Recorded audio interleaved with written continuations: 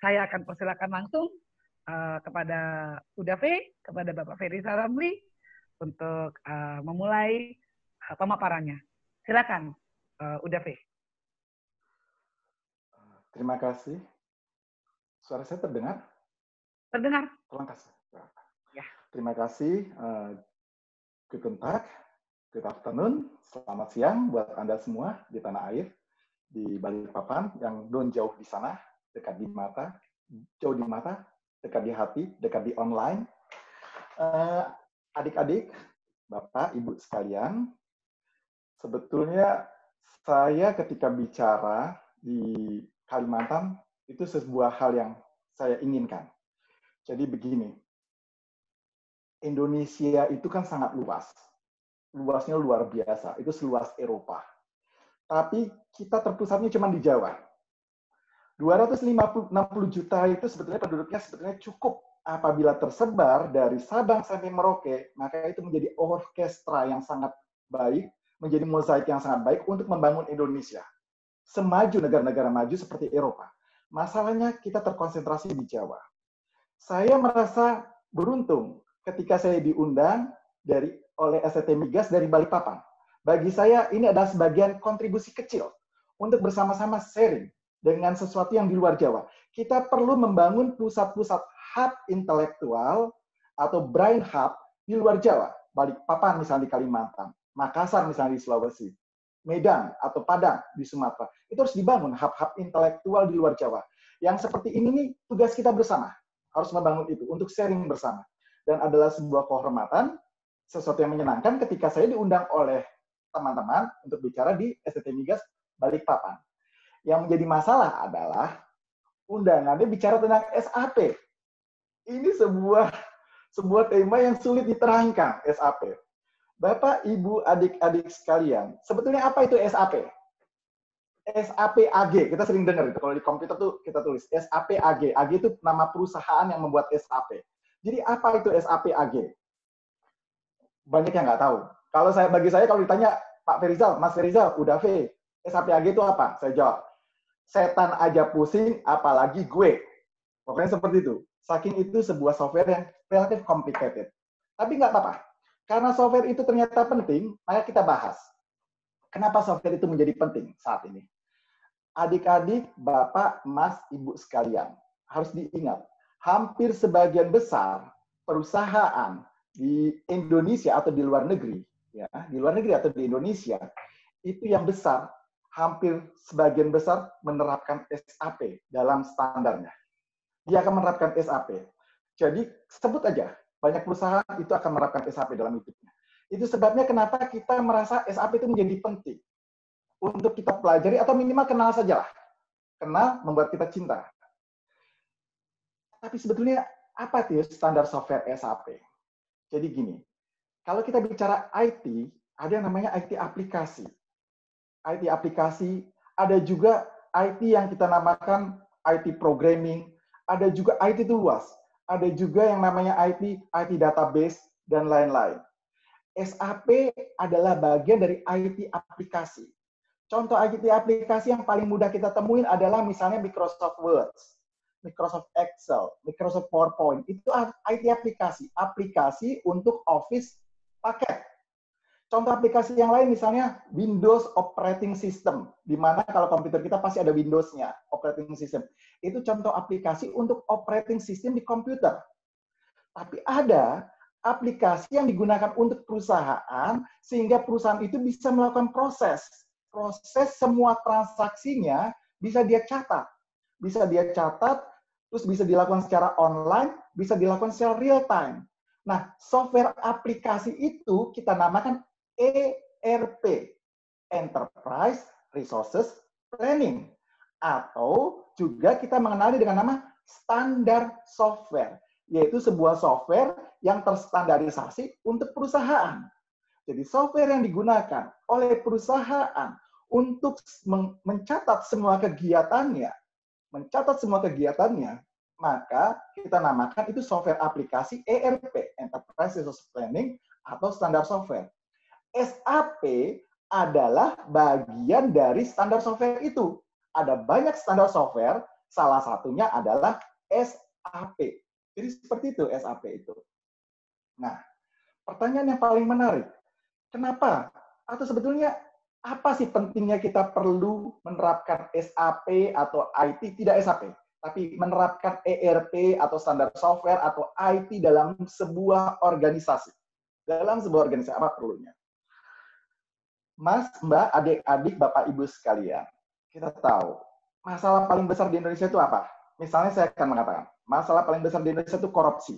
Misal itu korupsi. Terus ada pertanyaan, bisakah IT, sistem di IT itu menghentikan korupsi? Jawabnya begini. Di korupsi itu kita akan membagi ada 3 level. Level pertama adalah korupsi yang kita kenal korupsi in street level, korupsi jalanan, seperti pungli, di pelabuhan, di mana-mana, itu ada korupsinya, ada premannya, dan lain-lain. Itu korupsi level jalanan. Korupsi yang tahap kedua, kita kenal dengan korupsi level manajerial. Ya, manajerial. Nah, itu seperti markup proyek, itu korupsi level manajerial. Di markup proyeknya dan dimahalin harganya, itu korupsi level manajerial. Korupsi level ketiga, itu adalah korupsi level polisi. Korupsi seperti misalnya yang kemarin itu Joko Chandra ya, yang korupsi dengan polisi dan lain-lain. Itu korupsi level polisi. IT itu bisa menghapus korupsi untuk level jalanan dan level manajerial. Itu bisa dihapus oleh IT. Hanya Bapak, Ibu, Mas, adik-adik sekalian harus diingat, korupsi itu terjadi 80%. 80% itu adalah korupsi di level jalanan dan di level manajerial. 80%. Jadi kalau kita sudah pakai IT, maka terhenti 80% korupsi itu. Tinggal KPK atau apapun, tinggal melototin korupsi yang 20%. Korupsi yang level polisi. Korupsi yang level konspirasi. Itu yang tinggal dipelototin. Yang 80%-nya sudah diselesaikan oleh IT. Itu kenapa IT itu menjadi sangat penting di semua hal. Dalam menerapkan IT di organisasi, kok bisa terhenti sebuah proses korupsi karena misalnya IT? Kok bisa? Karena dengan IT, Bapak, Ibu, adik-adik sekalian, semuanya tersistematik secara online. Ya, Anda tidak bisa asal-asalan di tengah masukin data untuk merubah, nggak bisa. Masukin data itu cuma di awal. Klik, dimasukin data, udah gitu terintegrasi terus sampai laporan akhir. Nah, jadi kalau sudah masukin datanya benar, maka itu tidak bisa lagi untuk dibohongi, ditipu, dan dipalsukan lain-lain. Sampai terakhir selesai. Itu pasti benar kalau masukin datanya benar. Kecuali kalau masukin datanya salah. Dalam banyak hal, tingkat untuk ngawasinya dimasukinnya data aja, di input. Di input data, dimasukkan, lantas di prosesnya dia akan terus konsisten, sampai ke laporan akhirnya tetap konsisten. Ya, di inputnya itu yang paling penting. Nah, inputnya sekarang sudah banyak cara inputnya yang udah nggak bisa lagi dimanipulasi. Contoh, Anda beli misalnya di supermarket misalnya, Anda beli barang itu kan sama kasir udah nggak bisa lagi dibohongin, langsung pakai barcode kan, klik, masuk input datanya, transaksinya berapa, itu kan tidak bisa lagi dikorupsi. Klik, input datanya masuk. Itu semua kenapa akhirnya standar software itu sangat penting sekali membuat sebuah proses dari sebuah organisasi menjadi efisien, menjadi tidak terjadi korupsi, menjadi hilang semua proses-proses redundansi, menjadi hilang semua proses inefisiensi. Itu gunanya standar software diterapkan pada sebuah organisasi. Kira-kira begitu. Sekarang, sebelum kita masuk lebih detail tentang apa itu SAP, izinkan saya bicara pada titik yang lebih umum dulu. Saya sudah, apakah slide saya terlihat? Iya, terlihat. Ya, baik. Nah, kita bicara, ini Indonesia. Saya akan bicara, kita punya masalah banyak sekarang. Kita punya masalah COVID, kita punya masalah perubahan industri 4.0, kita bahkan di STT Migas punya masalah tentang energi. Energinya adalah sebuah masalah yang sangat serius yang harus kita atasi. Itu kita punya banyak masalah di situ. Nah, bagaimana kita menghadapi masalah itu menjadi optimis? Cara menghadapi masalah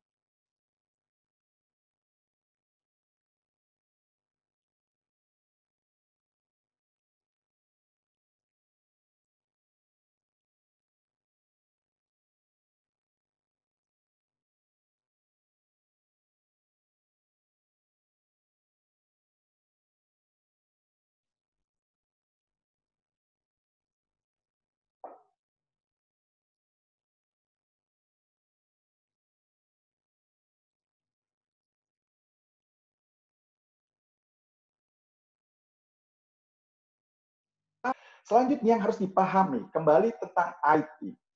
Kalau kita ngelihat kondisi Indonesia saat ini, kita ngelihat pembelanjaan IT kita, contoh di informasi dan teknologi, ini datanya masih tahun 2013.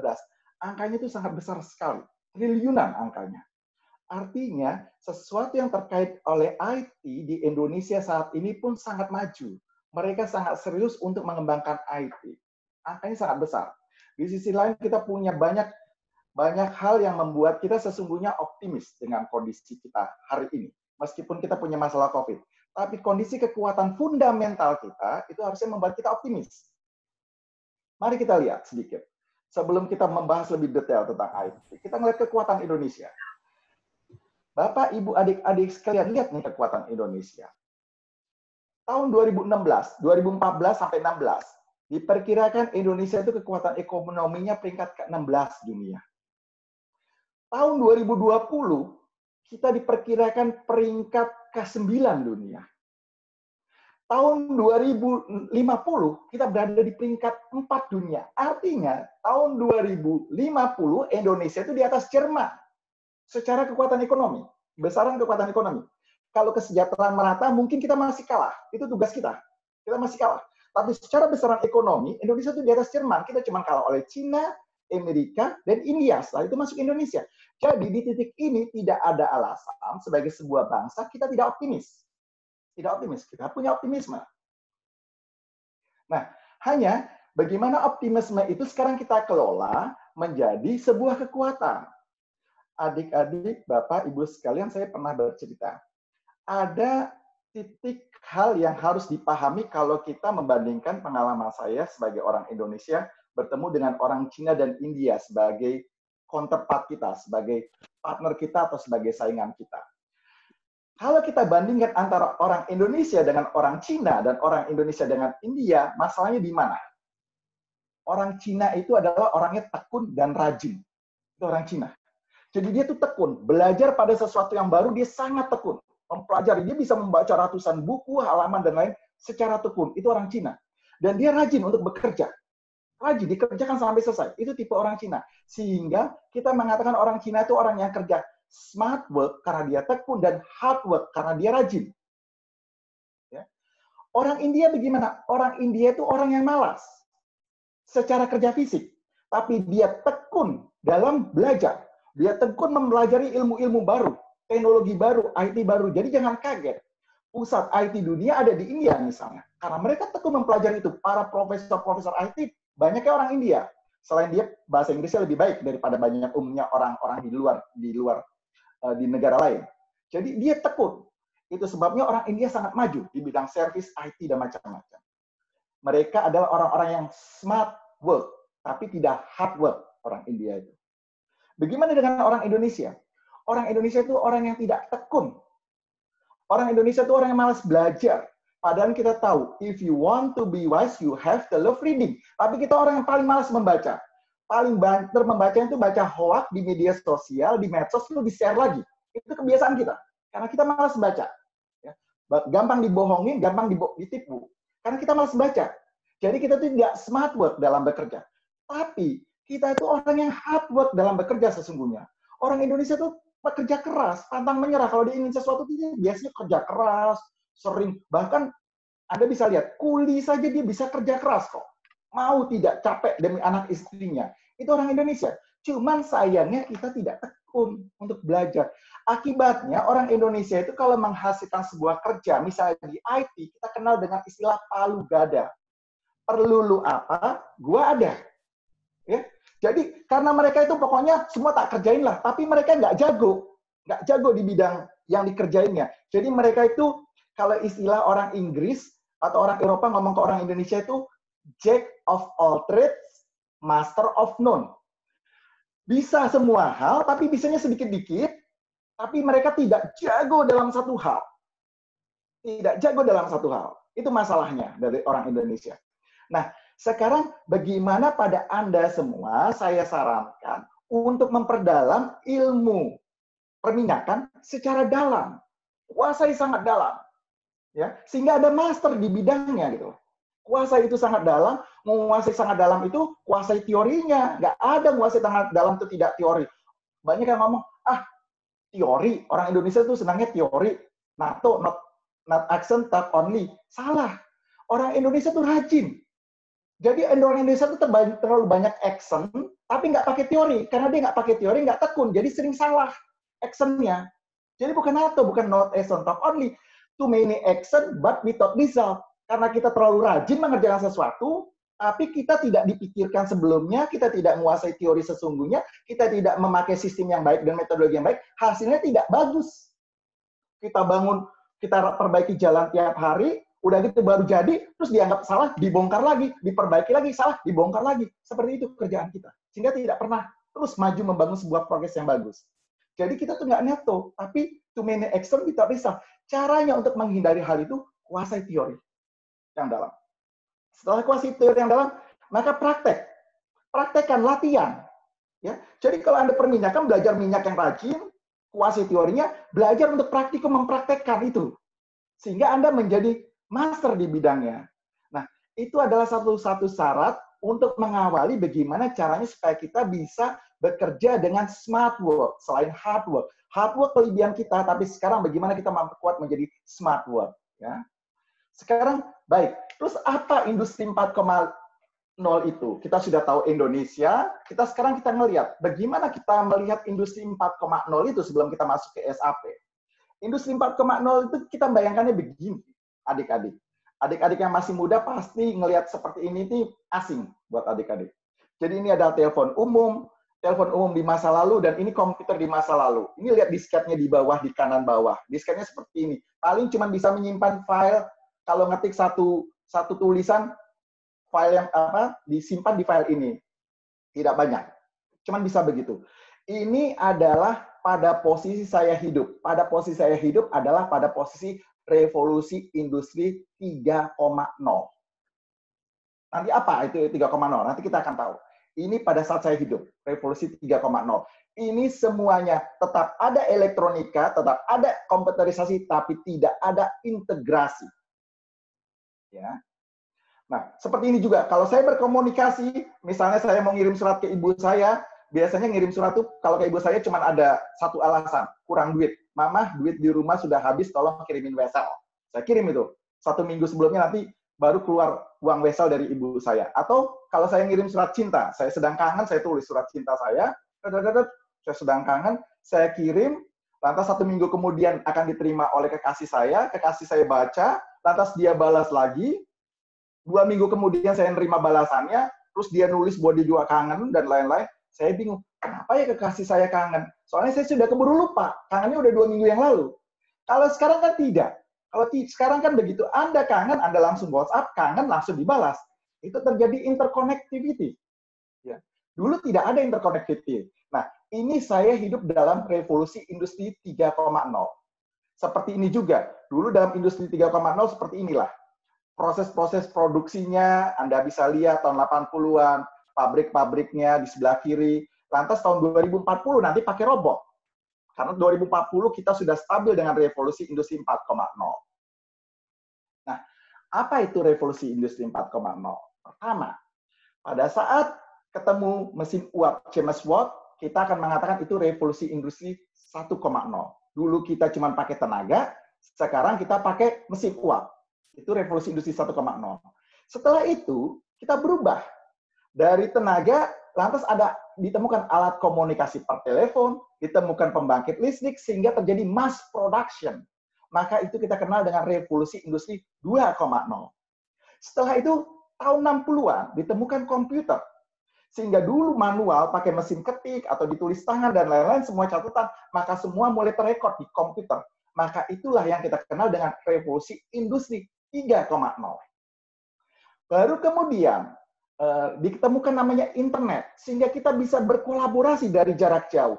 Itulah yang kita kenal dengan revolusi industri 4.0, yang dirumuskan tahun 2011 atau 2012 di Hannover oleh Jerman. Revolusi industri 4.0. Apa artinya? Revolusi industri 4.0 itu berprinsip dari 6 pilar. Pilar pertama adalah mobile dan unique user. Mobile dan unique user. Artinya, semua informasi, semua database, semua dan lain-lain bisa Anda akses melalui smartphone Anda, atau melalui tablet Anda, atau melalui notebook Anda, atau melalui PC Anda, dimanapun Anda berada. Ini membuat Anda langsung merasakan proses itu. Itu sebabnya kita kenal dengan namanya unique user atau experience di situ. Kita merasakan experience berproses di situ. Karena semuanya bisa kita akses sendiri di sini. Itu pertama. Karena semua bisa digunakan dengan adanya smartphone dan macam-macam. Yang kedua, ada namanya Internet of Things, di mana semuanya terkoneksi melalui internet, yang kita kenal dengan namanya interconnectivity. Saya dan Anda bisa saling sharing ilmu, saling berdiskusi dengan menggunakan internet. Itu adalah salah satu pilar dari revolusi industri 4.0. Yang ketiga adalah blockchain. Blockchain itu adalah trust. Semua yang kita share, semua yang ada di internet itu bisa kita tracing. Kita tracing protokolnya, kita tracing sumbernya sehingga bisa dipertanggungjawabkan. Akibatnya kita bisa percaya dengan internet. Kita bisa menilai sumber ini terpercaya, sumber ini tidak terpercaya karena ada teknologinya. Lantas yang keempat ada yang namanya big data. Data sebesar apapun, film dan lain-lain bisa kita simpan, kita rekod dan kita simpan. Ini namanya big data. Akibatnya wawasan kita luas. Karena seluruh data bisa kita kuasai. Ini membangun sebuah insight. Wawasan kita terhadap semua persoalan karena datanya lengkap. Yang kelima, ini yang paling berbahaya bagi kita. Artificial intelligence. Yaitu mesin bisa melakukan perbuatan yang kita lakukan. Artificial intelligence, mesin bisa kita lakukan. Kita bisa ngajarin mesin, para ilmuwan bisa ngajarin mesin, sehingga mesin itu bisa melakukan apa yang kita lakukan. Ini berimplikasi sangat besar membuat automatisasi di segala hal dan membuat banyak pekerjaan kita akhirnya tidak dibutuhkan lagi. Anda sangat beruntung. Perminyakan mungkin sampai saat ini masih sulit untuk dibuat artificial intelligence. Tapi mungkin saja ke depan akan jadi masalah. Kita tidak tahu. Cuman di bidang manufaktur, di bidang perbankan, dan lain-lain, itu mesin sudah mulai bisa mengerjakan sehingga Anda tidak perlu lagi transaksi perbankan datang ke bank, tapi cukup dari rumah. Kalau dulu Anda harus mengisi formulir, Anda kasih ke kasir, transaksi. Kalau sekarang tidak. Anda cukup dari komputer Anda. Ini menghentikan banyak tenaga kerja di perbankan sehingga dia di PHK. Salah satunya, artificial intelligence. Itu akan membuat automatisasi. Terakhir adalah cloud. Cloud. Semua data yang besar, proses yang banyak, dan lain-lain ini tidak perlu disimpan di dalam sebuah tempat secara fisik, di komputer atau di mana, tapi cukup disimpan di teknologi cloud, di awan, di satu tempat. Di awan begitu saja, yang Anda bisa mengakses, siapapun bisa mengakses itu informasi selama Anda punya otoritas di sana. Ya. Nah, 6 hal inilah yang menyebabkan terjadi perubahan dalam pola hidup kita sehingga interaksi kita dari jarak jauh bisa dengan mudah bekerja dengan jarak jauh bersama dan lain-lain. Karena revolusi industri 4.0. Nah, yang ingin saya bahas secara detail sebelum masuk tetap ke SAP adalah artificial intelligence. Ini yang paling berbahaya, Bapak, Ibu, adik-adik sekalian. Negara yang nanti akan maju, jadi sekarang ini sedang perang antara Amerika lawan Cina, itu sedang perang dagang. Eropa juga ikut perang di situ. Nah, Amerika, Eropa, dan Cina ini saling menyadari negara yang nanti besok akan kaya bukanlah negara yang punya kekayaan minyak. Kalau dulu negara minyak kaya. Kalau sekarang negara yang menguasai artificial intelligence, minyak tetap dibutuhkan karena minyak adalah sampai saat ini adalah sumber energi yang paling penting bagi kehidupan. Dia tetap dibutuhkan. Tapi negara yang akan besok menjadi pemenang adalah negara yang menguasai artificial intelligence. Antara Amerika, Cina, dan Eropa saling bersaing. Sebetulnya artificial intelligence itu seperti apa sih? Saya beri gampangan begini. Karena sekarang itu big data, komputer itu bisa menyimpan data sangat banyak, maka kita bisa memberi memori ke komputer sangat besar. Contoh, di komputer kita kasih model, gambar-gambar anjing. Banyak jutaan gambar anjing, berbagai macam gambar anjing kita taruh modelnya, gambar anjing. Seperti ini. Sehingga komputer tahu kalau model-model seperti yang kita taruh 1 jutaan itu adalah gambar anjing. Misalnya. Nah, komputer tahu, ini anjing berarti. Saat bersamaan, kita taruh lagi data jutaan gambar kucing dari berbagai model. Kita taruh, ini kucing. Nah, begitu nanti suatu ketika muncul sebuah gambar, si komputer ini langsung tahu, oh ini anjing, oh ini kucing. Seperti itulah mereka punya kecerdasan. Kecerdasan itu kita simpan, kita taruh ke mereka. Itu yang kita namakan, kita membuat sebuah kecerdasan atau artificial intelligence ke komputer. Karena komputer bisa menyimpan memori banyak, maka akhirnya komputer itu bisa belajar sendiri, bisa tahu proses sebuah perusahaan. Karena dia sudah kita beri kecerdasan dalam bentuk model-model. Begitu cara bekerja, membangun kecerdasan intelektual, kecerdasan buatan. Nah, baru sekarang kita masuk ke SAP. Lantas apa relevansinya dengan SAP? Ini ada perusahaan-perusahaan di Indonesia. Ini adalah 10 perusahaan besar di Indonesia yang saat ini terbesar pemasukannya. Nah, kita jawab. Pertamina. Mana yang pakai SAP? Mana yang pakai SAP dari 10 ini? Kalau saya coret Unilever itu gara-gara Unilever bukan milik Indonesia, itu milik luar negeri. Tapi dia tetap ada di Indonesia. Unilever di Indonesia salah satu yang paling besar di dalam 10 perusahaan terbesar di Indonesia. Tapi itu milik orang asing. Yang 9 di atasnya adalah milik Indonesia. Pertamina, apakah pakai SAP? Ya, Pertamina pakai SAP. Telkom, apakah pakai SAP? Ya, Telkom pakai SAP. BRI, apakah pakai SAP? Ya, BRI pakai SAP. BCA, apakah pakai SAP? Setahu saya, tapi harus dicek ulang. BCA pakai SAP, tapi harus kita cek ulang. Bank Mandiri, apakah pakai SAP? Ya, Bank Mandiri pakai SAP. Astra pakai SAP? Ya, Astra pakai SAP. BNI pakai SAP?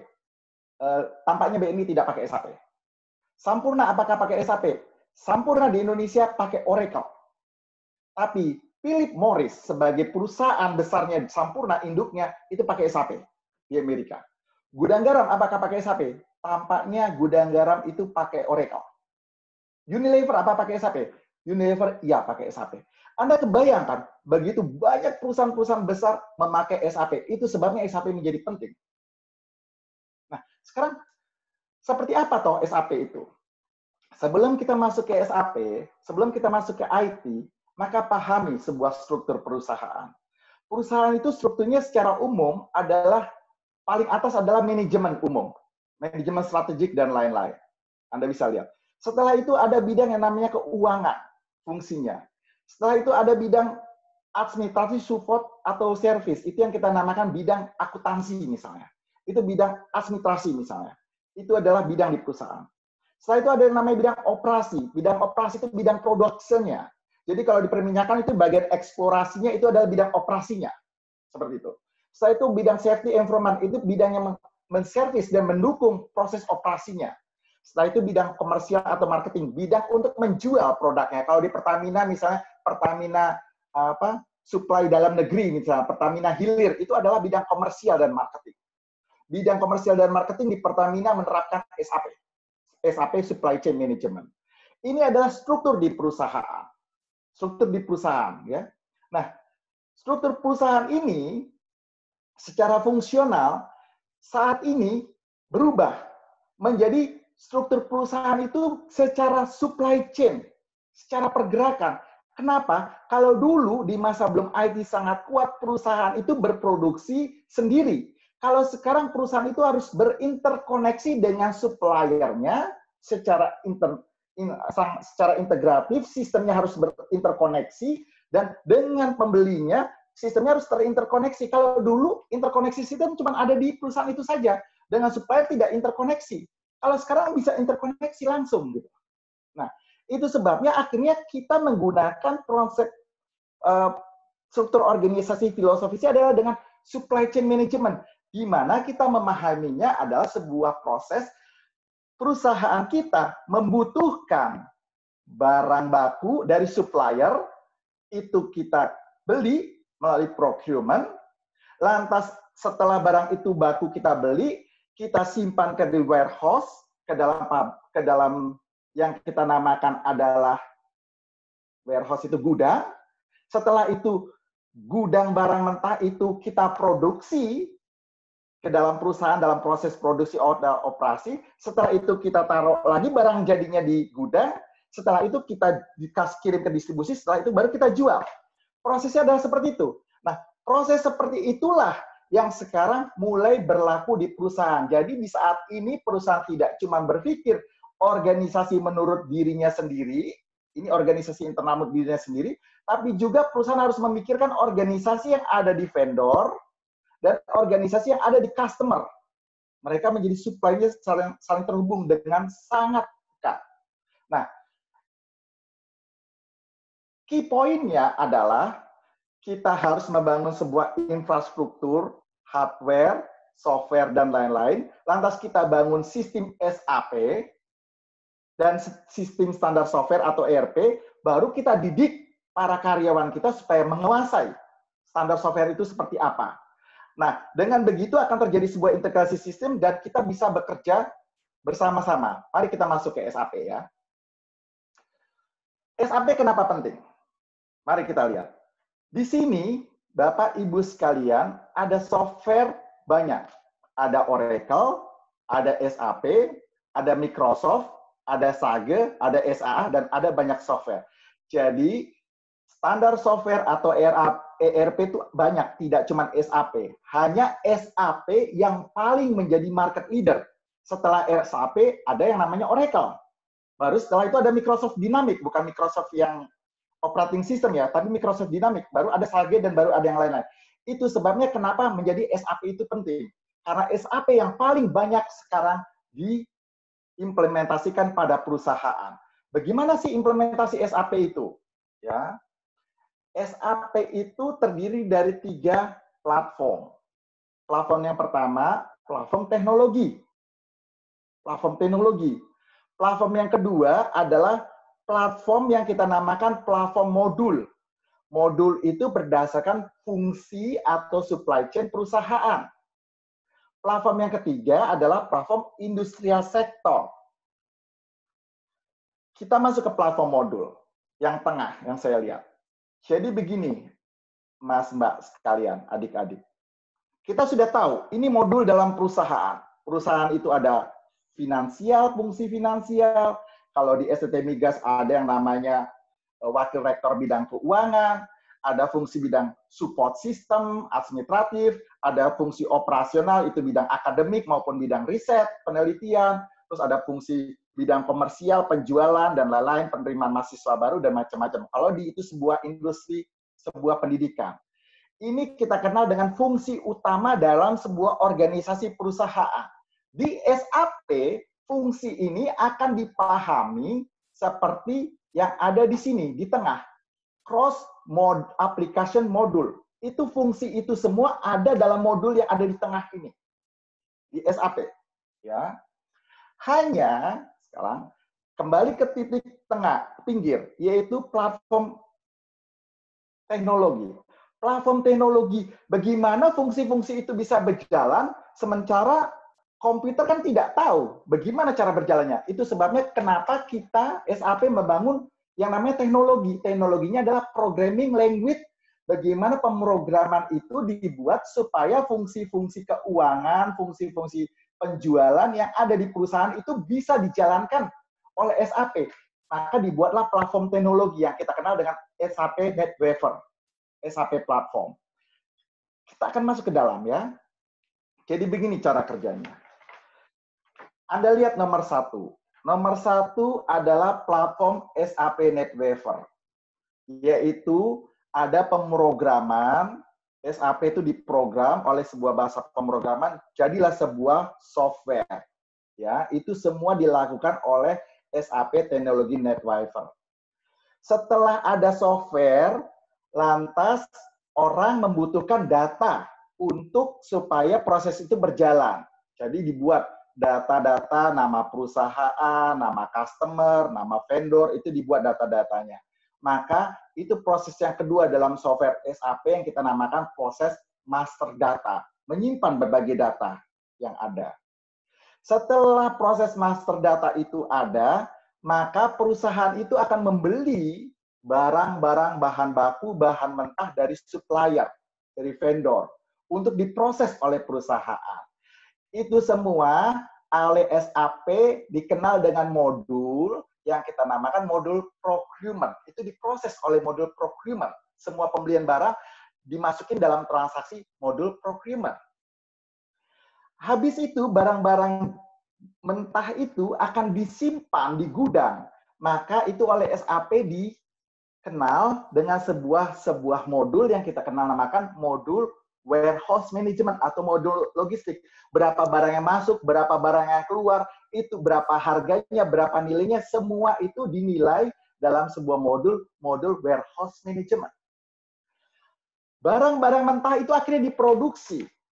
Produksi itu akan dilihat berapa biaya produksinya, berapa kapasitas produksi, dan lain-lain. Itu dilakukan oleh modul yang kita namakan modul production planning.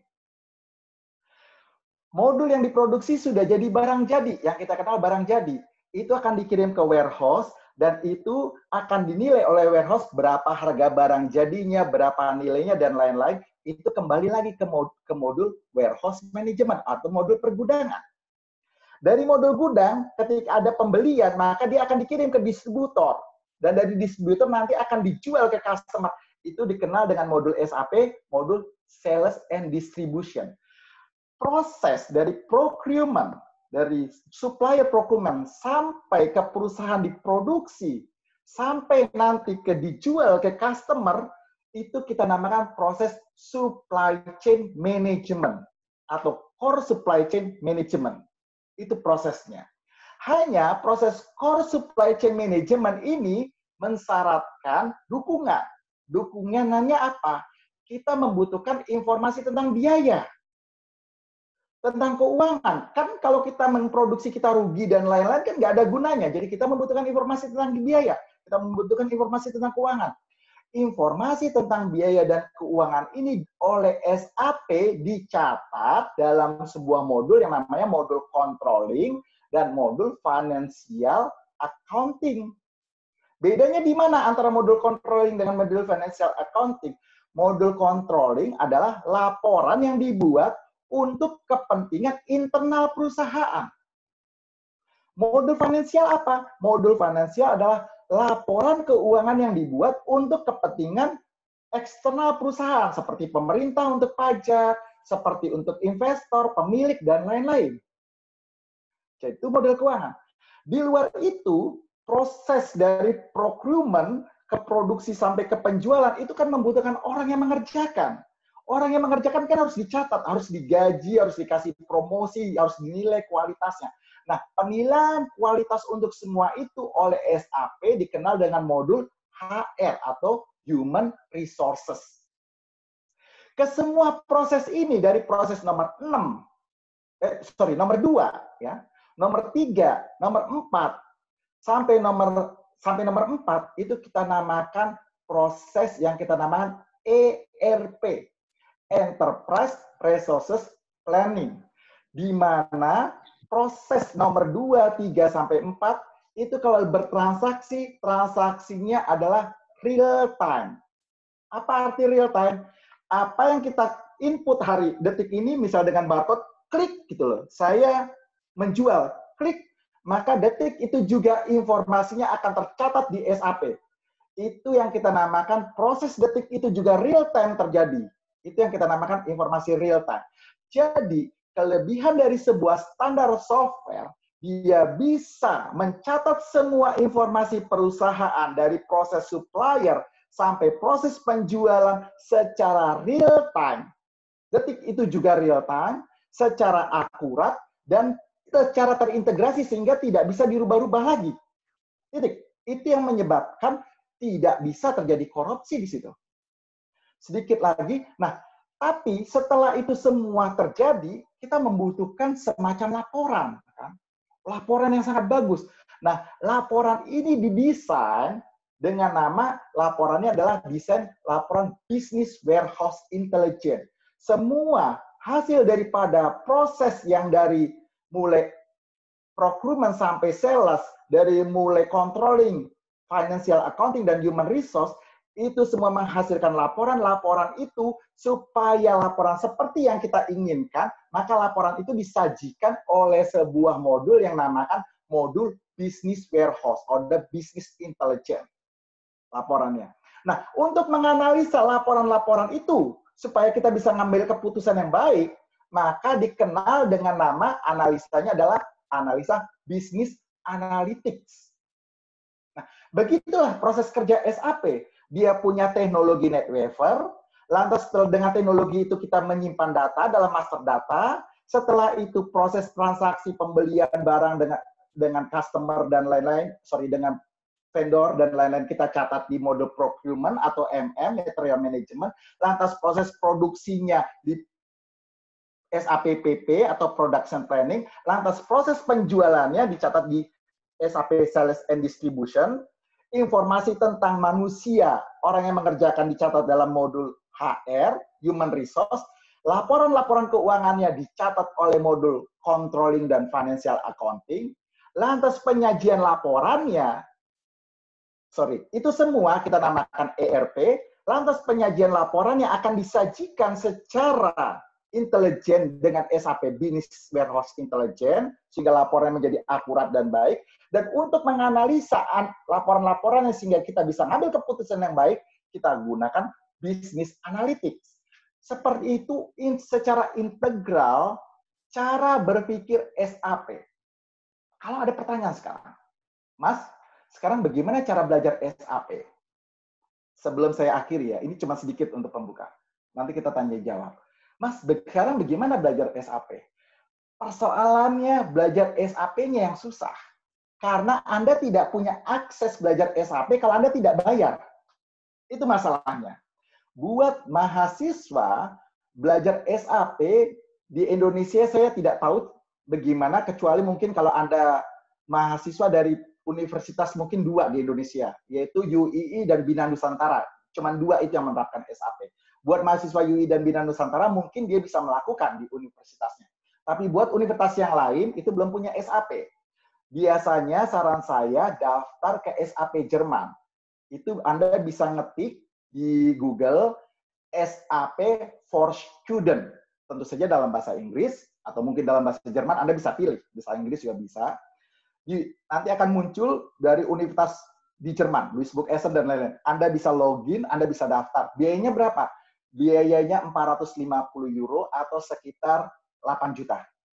Murah atau mahal? Murah. Karena kalau Anda bukan student seperti saya belajar SAP untuk 1 modul itu biayanya sekitar 20.000 euro. Untung perusahaan yang bayar. Berapa 20.000 euro itu? 300 juta. Kalau Anda belajar SAP, kalau Anda mahasiswa, Anda cuma 10 juta. Hanya untuk lulusnya yang susah. Kalau untuk belajar sertifikat SAP itu Anda mungkin harus membaca sampai 5-10 ribu halaman. Itu harus Anda ngerti untuk bisa lulus ujian itu. Cuman kalau Anda lulus ujian itu, Anda bisa kerja dimanapun. Hanya saya sarankan, kalau Anda mahasiswa perminyakan, Anda tidak perlu ngambil sertifikat SAP. Anda cuma perlu ngerti. Setelah itu, kalau Pertamina Anda kerja di Pertamina, Anda akan pasti diajarin bagaimana cara menggunakan SAP.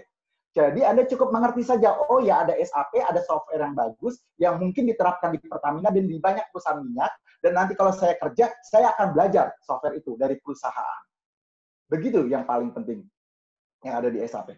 Saya pikir pembukaannya adalah itu dulu, nanti kita akan bisa berdiskusi lebih detail tentang SAP, atau tentang Industri 4.0, atau tentang apapun. Terima kasih. Assalamualaikum warahmatullahi wabarakatuh. Waalaikumsalam warahmatullahi wabarakatuh. Terima kasih.